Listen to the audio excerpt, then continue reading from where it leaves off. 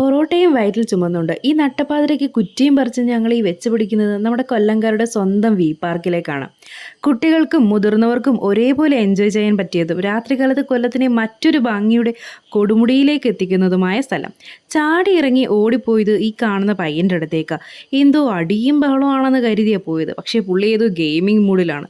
വീണ്ടും തെറ്റിദ്ധരിക്കൽസ്.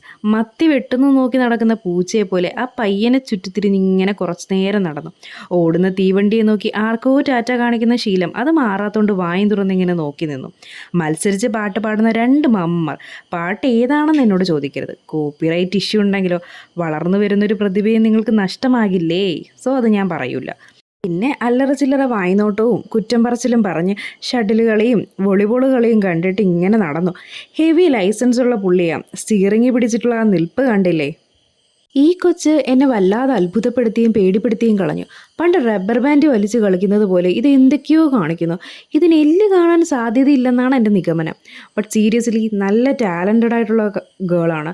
തിന്ന പൊറോട്ട എല്ലിൻ്റെ ഇടയിൽ കയറി. അതൊന്ന് റിമൂവ് ചെയ്യാനായി ഞങ്ങളും കുറച്ച് അടവുകൾ പയറ്റി.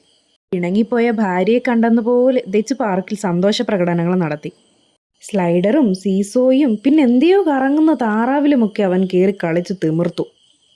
പിള്ളേരെന്തെങ്കിലും ആവശ്യം പറഞ്ഞാൽ അത് നമ്മളെ കൊണ്ടാവുന്നതാണേ അങ്ങ് സാധിച്ചു കൊടുത്തേക്കണം. എങ്ങനെ? തിരികെ പോകാനായിട്ട് നിന്നപ്പോഴോ നമ്മുടെ ഒരു സബ്സ്ക്രൈബറിനെ കണ്ടു. ഈ ഫാൻസിൻ്റെയൊക്കെ ഒരു കാര്യം ചുമ്മാതാ. എൻ്റെ കൂടെ വർക്ക് ചെയ്തവനാ. അവൻ പ്രത്യേകം പറഞ്ഞ് വീഡിയോ ഇടുമ്പോൾ ഇൻസ്റ്റ ID പറയണേന്ന്. സോ അവൻ്റെ പേര് പോലും ഞാൻ പറയൂല. വീട്ടിലേക്ക് തിരിച്ച് പാതിയിലെത്തിയപ്പോഴാണ് നല്ല കിടുക്കാച്ചി മഴയും. പിന്നെ അങ്ങോട്ട് ചിറ പുഞ്ചി മഴയത്ത്. അപ്പോൾ ഓക്കെ ബൈ.